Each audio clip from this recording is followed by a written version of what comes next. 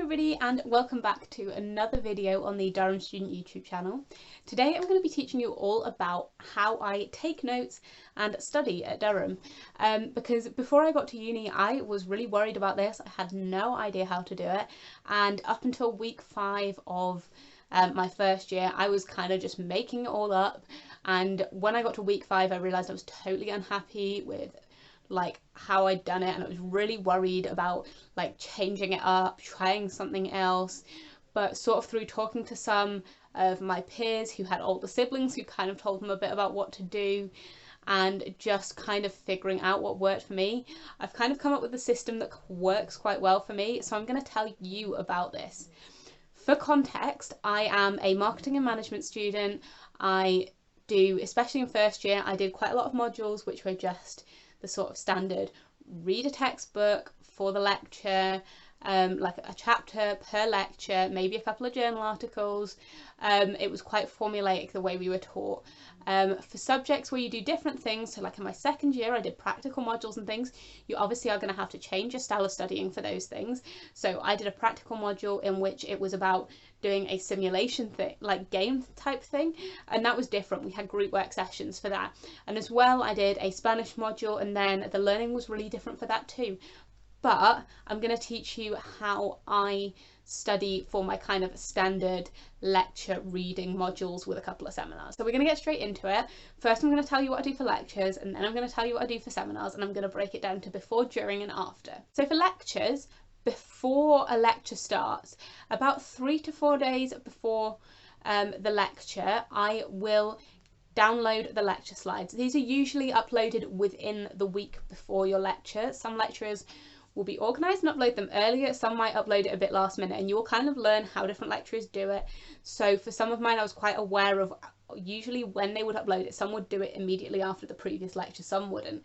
So you kind of get used to it, but you figure out what day, and I generally do it on the same day each week, my lecture slides would be uploaded on, and then I would download them and read through them first. So just have a scan through the lecture slides and kind of get to grips with, okay, how much content are we going to be covering and what topics are we going to be covering.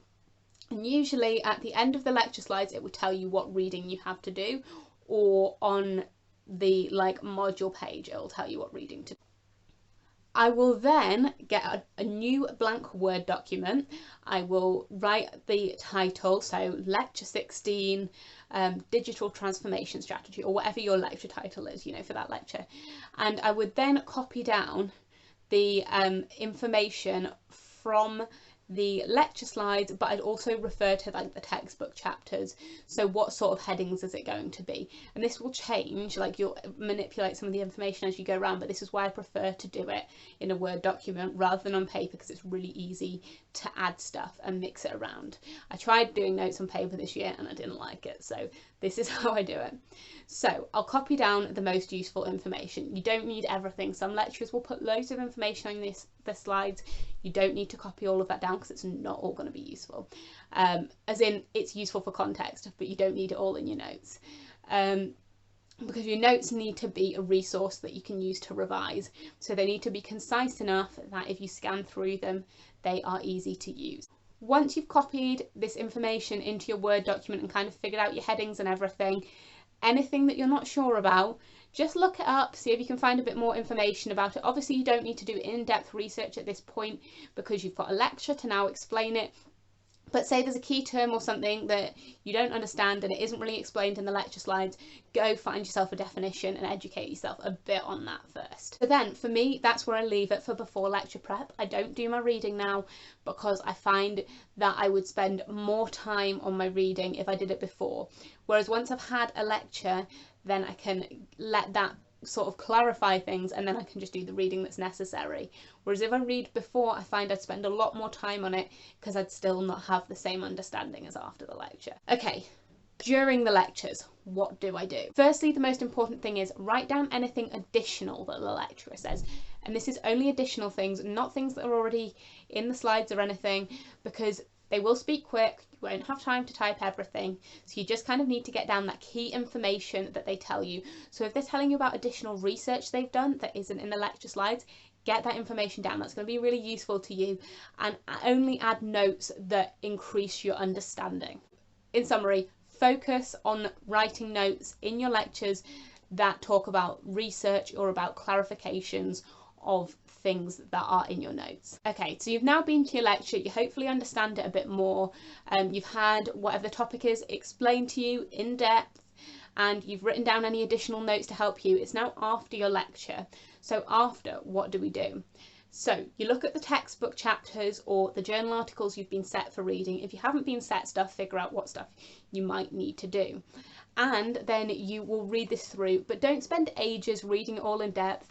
You don't need to spend hours reading like your journal articles or your textbook, because you just don't have the time to do that for every subject. In first year, I would spend like 6 hours reading textbook chapters, and it wasn't constructive. I didn't gain that much from it. So you need to figure out how to do this strategically.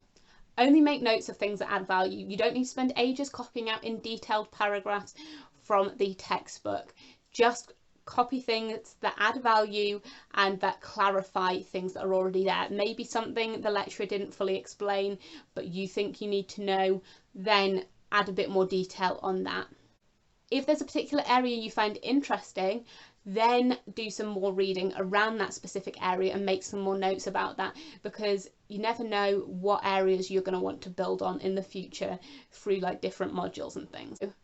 Hopefully by prepping before your lectures and in not too time consuming a way, just half an hour to an hour, you'll reduce your need for excessive reading after lectures. On those things that I've told you about that, what things do you need to consider? Well, how many hours do you have in a week to study? I have been told that about 40 hours is what you should be studying in a week, similar to a work week. Okay, so what does 40 hours mean? Well, you have 6 modules if you're studying at Durham. And then for most of my modules, I would have a lecture every week, but a seminar every 2 weeks. So you've got 3 seminars and 6 lectures to prepare for. For me, seminars, and I'll tell you a bit more how I do those in a minute, but they take 2 hours to prepare for and 1 hour to go to. Some of them take 2. So let's call that roughly 10 hours. So then you have 30 hours left for your 6 modules. So 5 times 6 is 30, 5 hours per module per week. So what does this break down into? Well, you've got 1 hour for a lecture, so that leaves you with 4 hours. Then you can do 1 hour of preparation kind of before, and then you have maximum 3 hours to kind of do your reading, your journal articles, your textbook reading, and sorting out your notes. Might seem like a lot, but when you break it down into those chunks, it kind of makes a bit more sense. You won't necessarily spend 40 hours every week. I'm not pretending I spend that every week, but that's what an ideal study week would look like to me. Also, bear in mind that depending on how you prefer to study, you might break this up across like 7 days of the week. You might just try and do it in 5, like 9 to 5 every day. You might prefer to work in the evenings, you might prefer to work in the mornings. So you can obviously split that up however you like it. So then just a bit of a note on seminars. For seminars, I'll spend about 2 hours preparing for them. Often we get set in business like videos to watch or journal articles to read, and you kind of go through them. With my seminars, I haven't always made the best notes, and I actually would really recommend in first year, don't just leave to the side your seminar content, because for me it would have actually been really useful to do more work on that. So you have 2 hours preparation and then 1 hour for your actual seminar. Now obviously for different subjects, the weighting is on different things. For some degrees you might value the seminars more and they might be more important, they're longer, you have more reading to do for them and not as much for the lectures, and then you can adjust this. But for me, and I think it's a fairly average way for a social sciences humanities degree in which you only have a few hours of lectures per week, you can do it the way that I've just recommended. And then obviously you tailor this depending on your degree. So this won't work for everyone, but I think you can kind of figure out what works for you with the number of hours of lectures and then studying that you have to do in a week. Okay, so I hope this has been helpful. I think that hopefully it's clarified a few things, because before I came to uni I just had no idea what to do with this. So let me know if it's been helpful and if you want any other videos about this type of thing. Thank you for watching and I'll see you next time. Bye!